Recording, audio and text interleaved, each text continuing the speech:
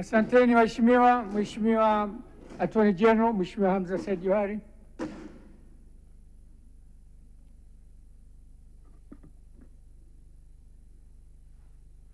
Mheshimiwa Spika, nichukue nafasi hii kukushukuru kwa kunipa nafasi hii ili niweze kuchangia kwenye hoja iliyowasilishwa na Mheshimiwa Waziri Mkuu kuhusu hoja ya kuthibitisha uteuzi wa makamu wa rais. Lakini pia nichukue nafasi hii kumshukuru Rais wa Jamhuri ya Muungano wa Tanzania Daktari Samia Suluhu Hassan kwa maono yake na kumteua Mheshimiwa Deogratias John Louis Pancras Mtemi Ndejembi kuwa makamu wa rais mteule, ambaye baada ya kuthibitishwa na bunge hili na baada ya kuapishwa na jaji mkuu kwa mujibu wa katiba ashike madaraka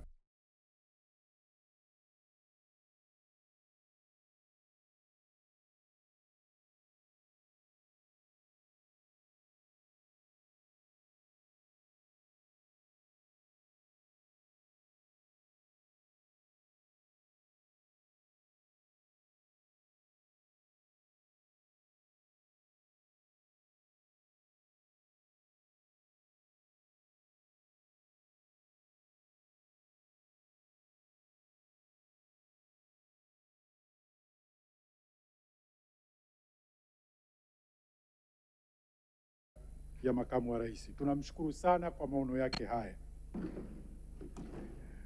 Mheshimiwa Ndejembi namfahamu, nimefanya naye kazi kama mwanasheria mkuu katika miradi mikubwa mbalimbali ya taifa hili. Ni mtu mwenye uwezo mkubwa, mwenye weledi, nidhamu, utiifu. Lakini nikitaja watu ambao ninawafahamu wenye upendo na huruma, Mheshimiwa Deogratias John Ndejembi ni miongoni mwa watu wenye upendo. Mheshimiwa Spika, kufuatia aliyekuwa makamu wa rais kuwasilisha taarifa ya kujiuzulu na baadaye kupoteza uwanachama wa chama cha siasa, zimeibuliwa hoja mbalimbali za kikatiba kuhusu wakati ambao kiti cha makamu wa rais kinakuwa wazi na utaratibu unaopaswa kutumika kujaza nafasi hiyo. Kama mwanasheria mkuu wa serikali, nina wajibu wa kutoa ufafanuzi wa kisheria. Kwa kuwa hoja hizo zinagusa katiba, ni vizuri tukaliweka jambo hili sawa, kwa sababu kwenye mitandao ya kijamii kumekuwa na upotoshaji mkubwa. Hoja ya kwanza kwamba kiti cha makamu wa rais kiko wazi lini? Kufuatia barua ya aliyekuwa makamu wa rais aliyoiandika ikiweka tarehe rasmi, kwa maana effective date ni tarehe 4 Septemba, na Mheshimiwa Rais amekubali. Kwa hiyo kwa hali hiyo tarehe rasmi itakuwa tarehe 4 Septemba kwa mujibu wa ibara ya 149(2), kwa sababu ibara ya 149(2) inatambua kwamba mtu aliyetoa taarifa ya kujiuzulu basi tarehe ya kujiuzulu itakuwa ni ile siku taarifa hiyo imepokelewa, au tarehe nyingine iliyotajwa kwenye barua hiyo, tarehe nyingine ya baadaye iliyotajwa kwenye barua hiyo. Kwa hiyo ndio scenario. Maana yake ni kwamba ataendelea kuwepo madarakani mpaka tarehe 4 Septemba 2026. Sasa tunakuja kusema kwamba kwa kuwa maisha yanaendelea, je, ni zuio yanapotokea mambo mengine ya kikatiba yanayomfanya apoteze sifa, kwamba tunaendelea kusubiri tarehe hiyo? Ndio ufafanuzi naotaka kuutoa. Ibara ya 50 kifungu kidogo, ibara ndogo ya 4, ambayo wengi ndio wamejikita kule. Kwanza, cha msingi kuelewa, ni ibara inayoweka utaratibu wa namna ya kujaza nafasi hiyo. Sasa kwa kuwa ibara hiyo ya 50 kifungu kidogo cha 4, na nitakisoma kwa sababu lazima tuelewe,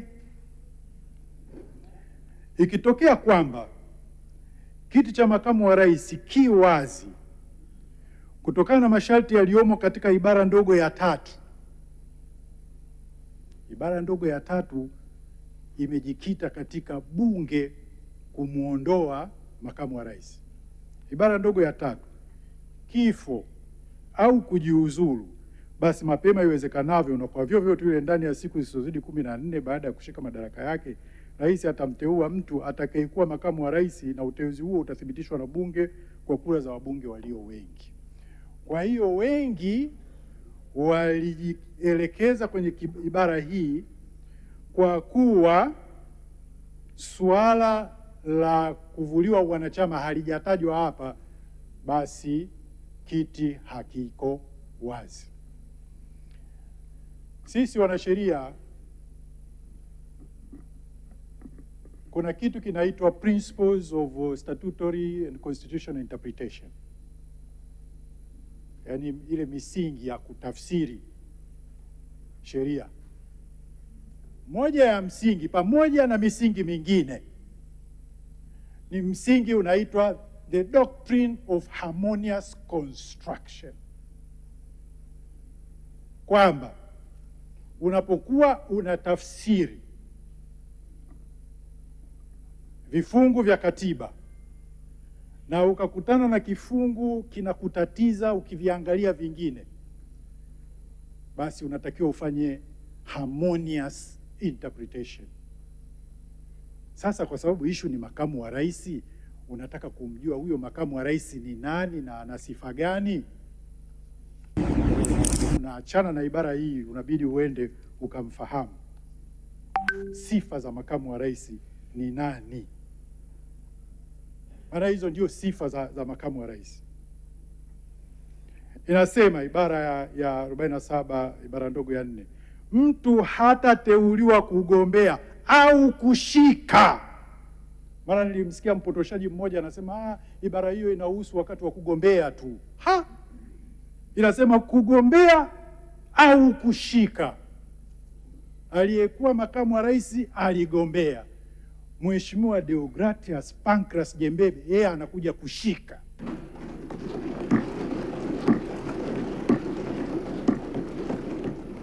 Kwa hivyo basi, mtu hatateuliwa kugombea au kushika kiti cha makamu wa rais wa Jamhuri ya Muungano isipokuwa tu, namba 1, raia wa kuzaliwa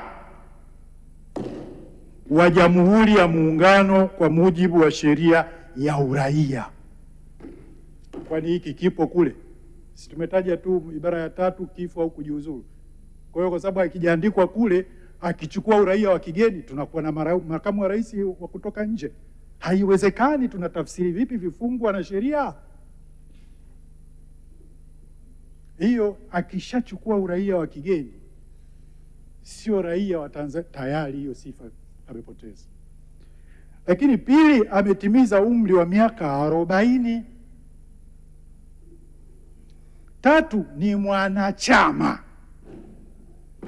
na mgombea aliyependekezwa na chama cha siasa.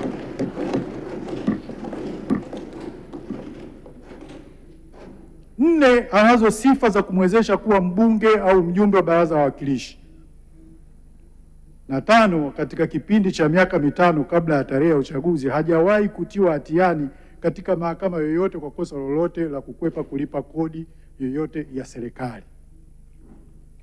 Kwa hiyo niseme tu kwamba upo uwezekano katika kipindi hicho kuelekea tarehe 4 yakatokea mengine ambayo yakasababisha kiti hicho kuwa wazi kabla ya tarehe hiyo.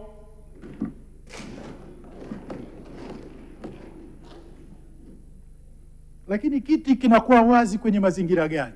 Hiyo ni muhimu sana tukaielewa. Kinakuwa wazi katika mazingira gani? Kwanza, muda wake utakapokwisha. Muda wa makamu wa rais ukiisha, kiti kiko wazi. 2, akifariki dunia akiwa katika madaraka, likitokea hilo, kiti kiko wazi, itakuwa wazi tu. Atakapoapishwa kuwa rais, baada ya kiti cha rais kuwa wazi, na hili limetokea. Kwani hili limeandikwa kule? Si wamesema kifo, kujiuzuru na masharti ya ibara ya kuondolewa.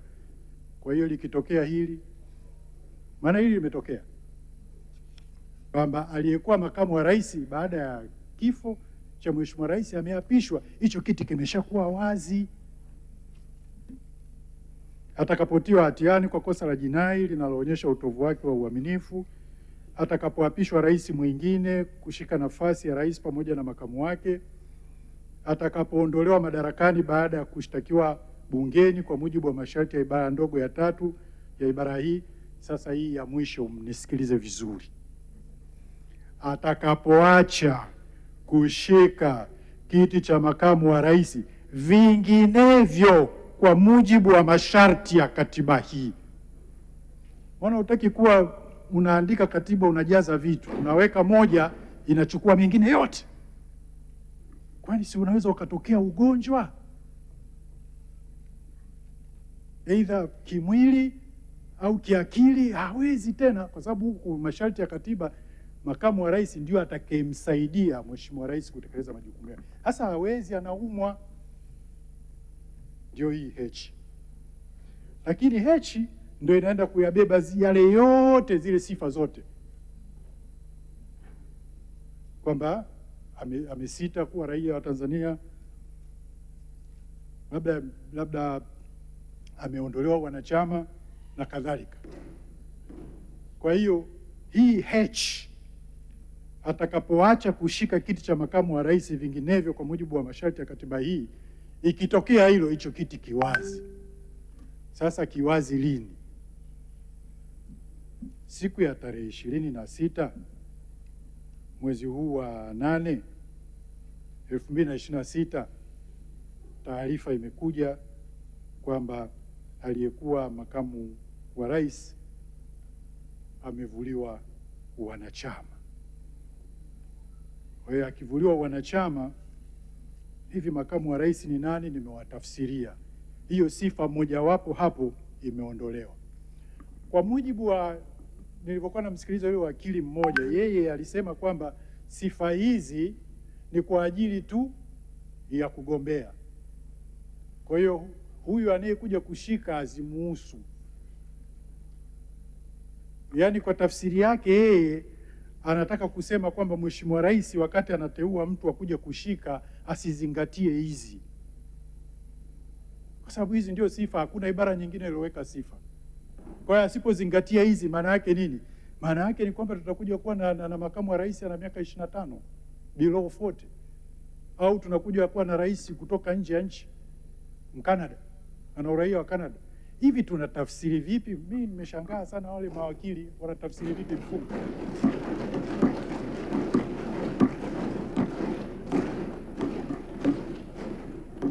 Yaani nchi hii iwe na makamu wa rais kutoka Sweden. Ndio maana tunasema ibara ya 54 na hii ya 47 lazima ziwe harmoniously construed and interpreted. Vinginevyo unaweza ukapata shida. Lakini niseme kitu kimoja cha msingi, maana hii ibara si wanasema kwa sababu haijataja kuvuliwa wanachama. Kwa hiyo kwa maana hiyo hii ibara ya 54 bunge ambalo linataka kufanya hii kazi leo inatoa tafsiri tofauti. Je, tumeshawahi kuitumia ibara hii kwa jambo au mazingira yoyote ambayo hayajatajwa? Maana tumesema kifo, kujiuzuru na yale masharti ya ibara ya 3 ambayo ni bunge linapokuwa kumuondoa. Je, tumeshawahi? Tumeona kule kwamba moja ya masharti ambayo yatasababisha kiti cha rais kuwa wazi ni atakapoapishwa kuwa rais baada ya kiti cha rais kuwa wazi. Kwa hiyo ibara ile haijataja, imesema tu masharti ya ibara ya 3 ambayo bunge kumuondoa au kifo au kujiuzuru. Sasa huyu mheshimiwa rais huyu makamu ameapishwa, amekuwa rais. Kwa hiyo kwa kuwa hajatajwa hapa, hicho kiti hakijawa wazi. Ndio tafsiri wanaojaribu kuiweka. Haiwezekani. What kind of statutory interpretation is this?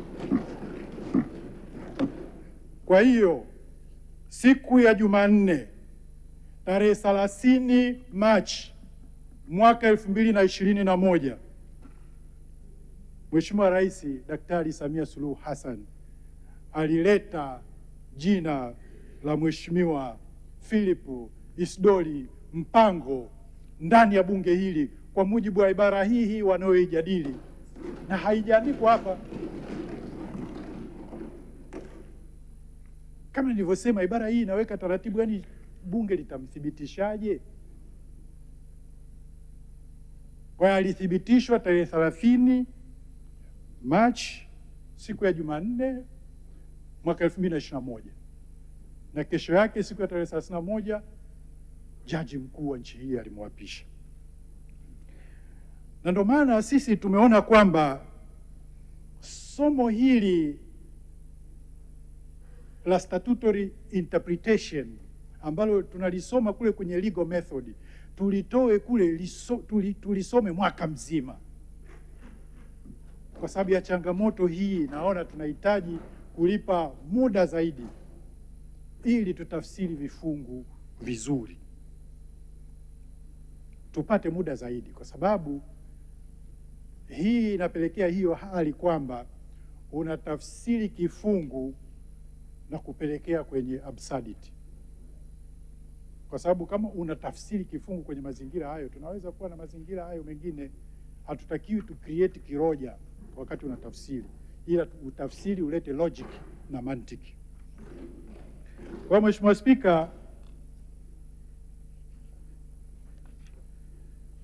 msingi wa kuwepo kwa hatua ya kuthibitishwa na bunge hili kwa mujibu wa ibara ya 47(2) na ibara ya 48(1), katika mazingira ya kawaida makamu wa rais anachaguliwa pamoja na rais katika uchaguzi mkuu na anaingia madarakani pamoja na rais, hakuna shida.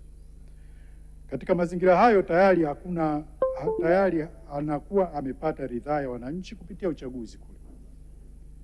Lakini nafasi inapokuwa wazi katika kipindi mtu anayeteuliwa hajachaguliwa moja kwa moja na wananchi, ndio maana katiba imeweka uthibitisho wa bunge hili kwa wawakilishi wa wananchi wote, ili ridhaa hiyo itolewe na bunge kwa niaba yao. Kwa kifupi ni kwamba taarifa ya kujiuzulu ingeweza kusababisha nafasi ya makamu wa rais kuwa wazi kuanzia tarehe 4 Septemba 2026. Lakini kabla ya tarehe hiyo kufika, limetokea suala la kupoteza uwanachama na limesababisha kupoteza sifa ya kushika kiti kwa mujibu wa ibara ya 47(4)C ya katiba, lakini ikisomwa pamoja na ibara ya 52(H) ile ambayo inayosema litakapotokea jambo lingine lolote kwa mujibu wa katiba. Kwa hiyo Mheshimiwa Spika, naomba niliarifu bunge lako tukufu, hakuna changamoto yoyote ya kikatiba.